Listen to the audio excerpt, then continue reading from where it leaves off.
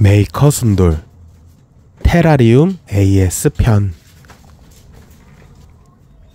오늘은 테라리움을 다시 보수해달라는 의뢰를 받고 활동해 보겠습니다.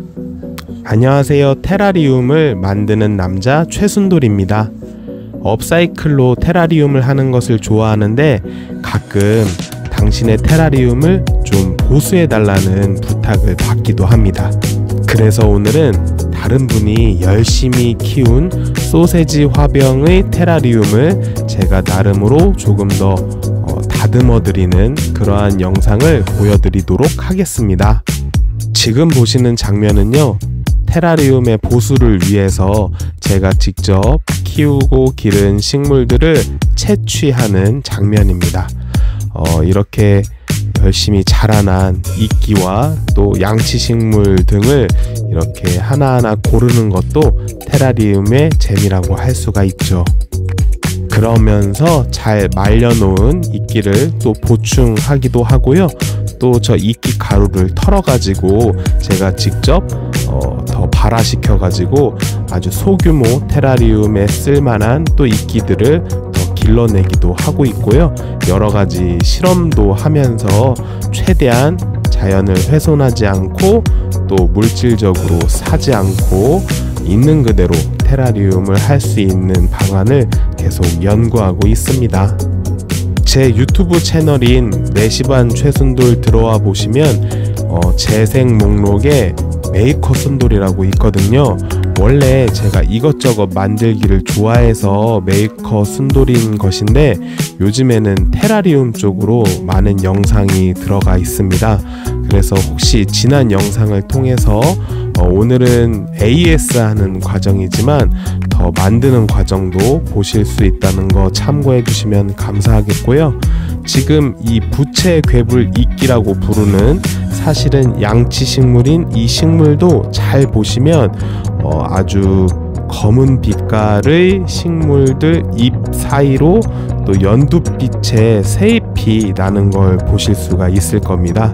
그래서 이 부채 괴물 이끼도 쓸 만큼 떼어내서 쓰고 다시 또 잘 키워서 쓰려고 계속 열심히 보관하는 중입니다.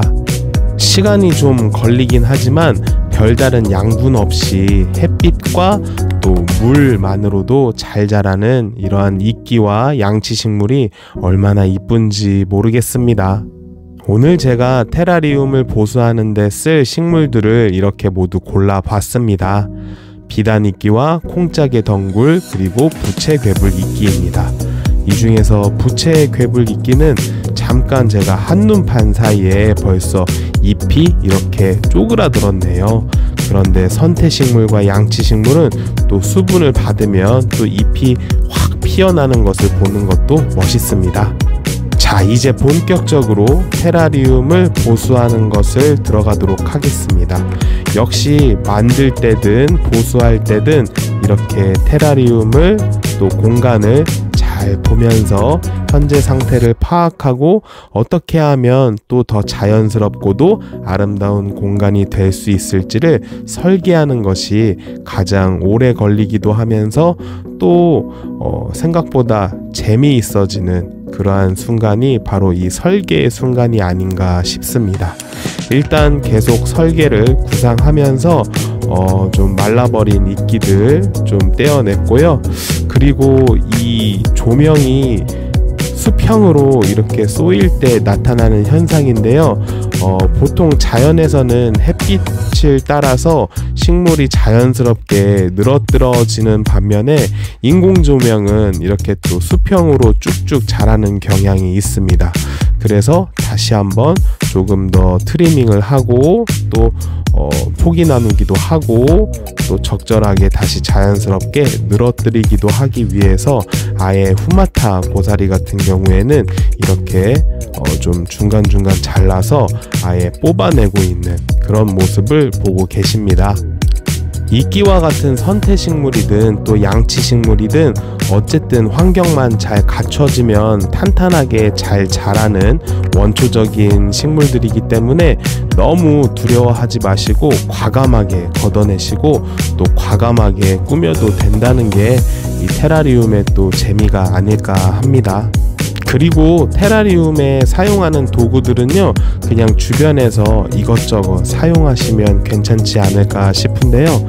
저는 뭐 테라리움 전용 솔이 있는 것도 아니고 지금 보시다시피 갑작스럽게 또 서해붓 작은 호스로 이렇게 이끼를 털어내기도 하고 또 흙을 고르게 하기도 하고 하는 식으로 사용하고 있었습니다. 테라리움을 하시다 보면 가장 속상한 순간이 지금 보시듯이 이끼들의 발색이 이렇게 좀 갈변해 버리는 경우가 가장 속상한 순간일 수 있겠죠. 하지만 자연 상태에서도 사실 이런 부분은 꽤 많이 나타납니다. 그래서 너무 자책하지 마시고 보기가 좀 그런 부분은 살짝 걷어내고 다시 심기도 하고, 아니면 계속 공중 습도와 기르기를 잘 하시다 보면 그렇게 갈변한 사이 틈에서도 새로운 이파리들이 또 올라오기도 하거든요.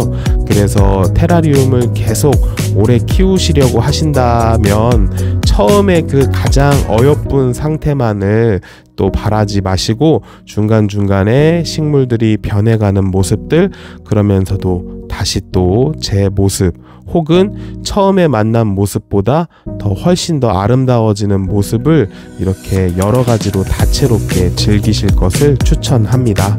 테라리움에 흔히 사용되는 후마타 고사리, 넋줄 고사리는 공중 뿌리가 있으면서 그 밑으로 이렇게 잘 보면 진짜 뿌리가 따로 있거든요. 그래서 이 친구를 다루실 때에는 너무 이렇게 뿌리의 흙을 걷어내서 사용하지 마시고 적당하게 흙이 같이 뭉쳐있는 그대로 살려서 심으시면 훨씬 더 건강하게 심고 오래 키우실 수가 있습니다. 후마타 고사리는 기특한 게 큰 공간에서는 크게 자라기도 하면서 그래도 작은 공간에서는 또 적절하게 작게 자라기도 해서 저는 그게 참 기특하더라고요. 그리고 비교적 예쁜 잎의 구조를 가지고 있으면서 수더분하게 이끼들과 또 여러 환경에서 웬만하면 잘 견디며 자라기 때문에 테라리움에 있어서 후마타 고사리는 참 고마운 존재라고 할 수가 있습니다. 그리고 후마타 고사리는 한번 이렇게 공중뿌리에서 잎이 나오기 시작하면 옆으로 공중뿌리가 길어지면서 계속 새 잎이 뚝뚝 나오기도 하고 뚝뚝 떨어지기도 하죠. 그래서 중간중간 후마타 고사리를 잘라가면서 새로운 작품을 만드실 때 또 쓰시기도 하고요. 또 아예 더 넓은 곳에 놔두셔서 아주 거대한 후마타 고사리 작품을 만드셔도 괜찮습니다. 저는 그래서 후마타 고사리도 따로 사지 않고요. 제가 가진 후마타 고사리 화분 한 4-5개 정도에서 계속 불려가면서 테라리움에 쓸 후마타 고사리 정도는 자체적으로 지금 수급하고 있습니다. 지금 제가 하고 있는 일은 무엇이냐면요, 지금 자세히 보시면 유목 옆에 하얀색 공중 뿌리가 거미발처럼 뽁 나와 있잖아요. 그 부분이 바로 새로 자라난 부분이라고 할 수 있겠습니다. 그래서 그게 너무 과한 듯해서 지금 보셨다시피 하나의 잎과 하나의 공중 뿌리, 그리고 그 밑으로 진짜 뿌리가 흙을 머금은 채 일단은 이 친구도 다른 곳에서 더 잘 살 수 있도록 적절한 부분을 커팅해서 뽑아준 그런 상황이었습니다. 잎이 많다고 뽑는 것도 아니고요, 공중 뿌리가 길다고 뽑는 것도 아니고, 지금 잘 보셨듯이 진짜 뿌리가 이렇게 적절히 나뉠 수 있는 부분에서 뽑으셔야 후마타 고사리를 나누어 쓰면서도 나뉜 그런 후마타 고사리도 잘 살 수 있게끔 만드는 지름길이라고 할 수 있습니다. 후마타 고사리를 잘라서 뽑아낸 이후로 조금 더 전경과 후경을 느낄 수 있게끔 더 경사를 주는 작업을 하고 있습니다. 아까도 잠깐 말씀드렸듯이 이 소시지 화병 키트에 들어가는 그러한 조명이 수평으로 이 입구를 동그랗게 비춰주는 조명이기 때문에 후마타 고사리가 그 조명을 따라서 동그랗게 쭉쭉 올라올 수밖에 없는 그러한 상태였거든요. 그렇게 된다면 후마타 고사리가 아주 무성하게 잘 자라서 좋긴 하지만 확실히 앞과 뒤 부분에 구분이 없기 때문에 딱 봤을 때 너무 무성해서 오히려 그 아름다움이 떨어질 수가 있습니다. 또 그러다 보면 고사리들이 너무 득세해가지고 그 밑에 이끼들은 또 빛이 부족해서 잘 못 자랄 수도 있죠. 그래서 그것을 방지하기 위해서 다시 한번 경사도 확실하게 주고, 그리고 남은 후마타 고사리들도 조금 더 늘어지게끔 이렇게 다시 심어주고 있는 모습입니다. 그리고 앞에 있었던 고사리는요, 아예 또 과감하게 뒤쪽으로 지금 빼주었습니다. 그래서 고사리 이사도 시키고 잘라서 새로운 고사리 화분도 만들 거고, 그래서 테라리움은 또 하나의 완성 작품을 갖는 것도 재미이지만 마치 이것이 양식장처럼 되어가지고 이 테라리움을 통해서 나온 여러 또 다른 식물들을 통해서 새로운 또 공간과 테라리움을 연출할 수 있다는 게 이 테라리움의 또 재미가 아닐까 하는 생각이 듭니다. 네, 이어서 아까 또 갈변한 또 다소 마른 부분의 이끼는 뽑아내고, 그리고 다른 주변의 이끼들은 또 꾹꾹 이렇게 좀 밀착시켜 주면서 생긴 공간에 아까 준비한 또 새로운 비단 이끼를 넣는 중입니다. 이렇게 좀 새로운 비단 이끼와 또 진한 비단 이끼를 섞어서 약간 부셔 놓으면 또 지금은 원래의 모습과 또 새로 추가된 모습이 확연하게 구분이 되긴 하지만 또 계속 같이 있다 보면 어울려서 적절하게 이렇게 합쳐져서 잘 자라는 모습을 보실 수 있을 겁니다. 지금 잘 보이시려나 모르겠는데 비단이끼 사이에 또 두 촉에 저 토토로가 들어가면서 배 부분을 통해서 조금 더 잘 보이죠? 그래서 비단이끼 사이에 예상치 못한 또 꼬리 이끼가 두 촉이 또 빼꼼 솟아있는 모습도 참 귀엽네요.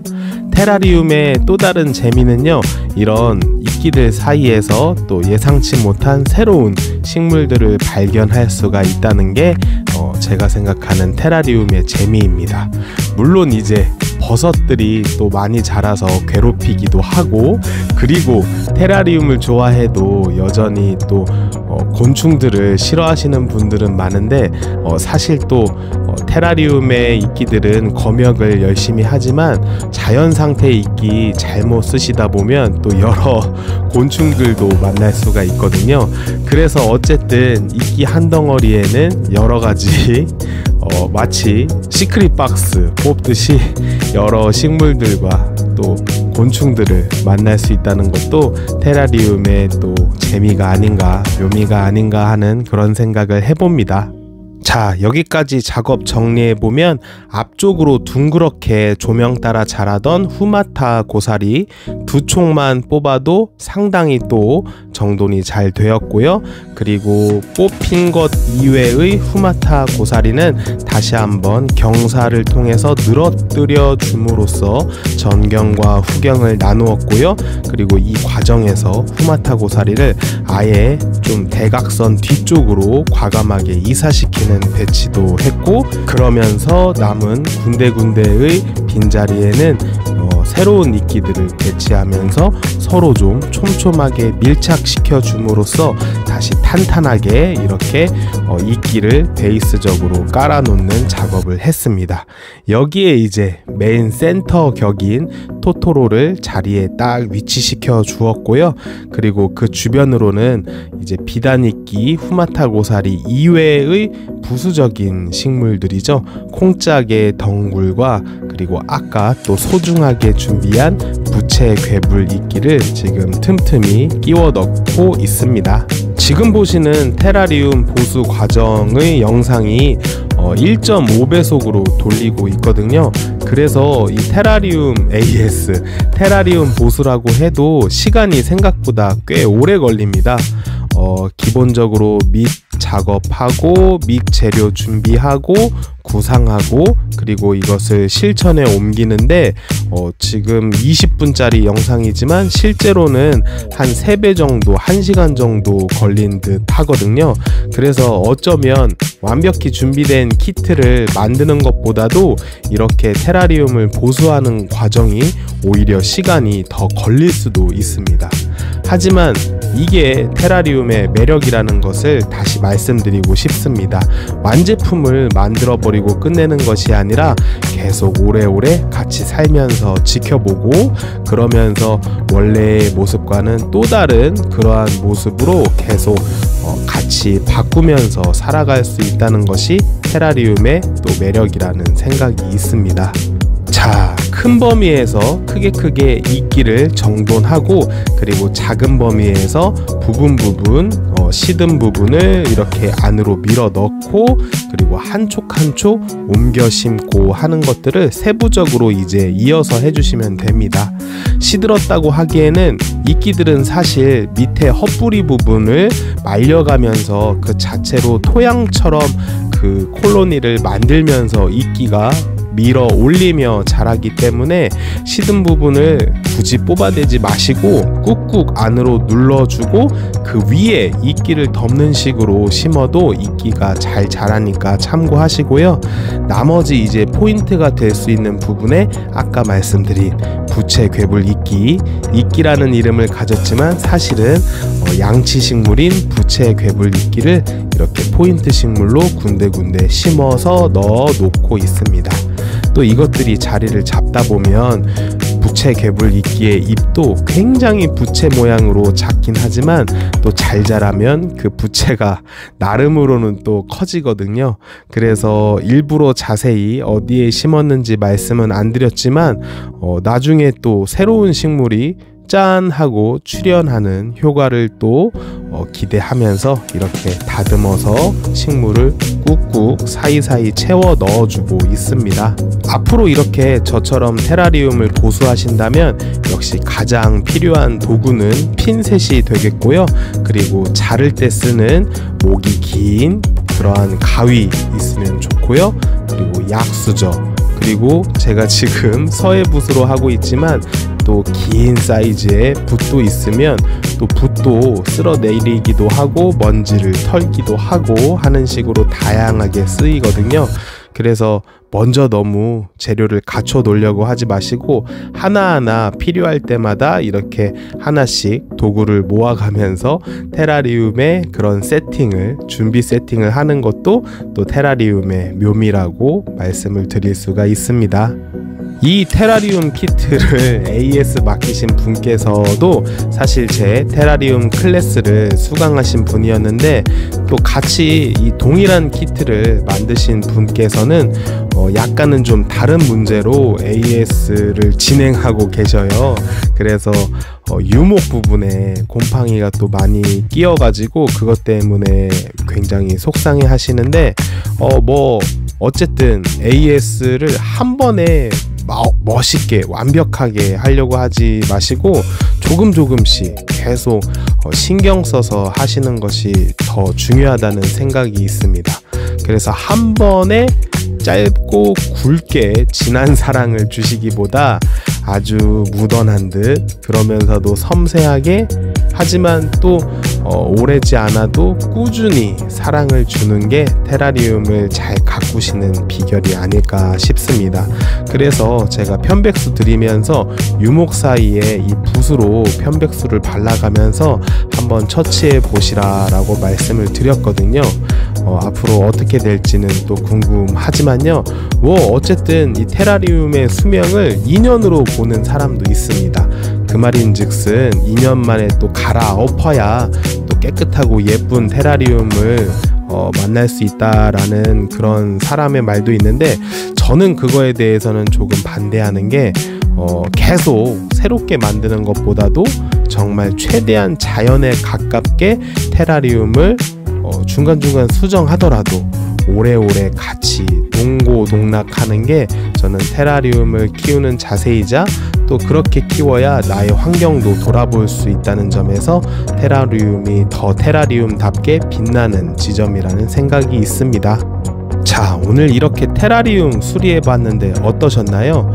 테라리움을 생각보다 많은 분들이 아직도 모르시거니와 또 아신다고 해도 일회적으로 끝나는 경우가 많은 듯 합니다. 그래서 제 나름대로는 또 이번 컨텐츠가 마음에 드는 게 한 번만 일회적으로 테라리움을 사랑하는 것이 아니라 지속 가능하게 사랑하는 법을 배울 수 있게끔 조금은 도움이 되는 컨텐츠가 아니었나라는 생각으로 나름은 자부심을 갖고 제가 테라리움을 보수하는 과정을 소개해 드렸습니다. 혹시 보시면서 궁금한 점이라든지 또 조언해 주실 말씀 있으시다면 이렇게 이 영상의 댓글 등을 통해서 말씀 꼭 주시면 저도 공부하고 앞으로 저도 업사이클 테라리움 아티스트로서 발전하는 데 큰 도움이겠습니다. 시청에 감사드립니다.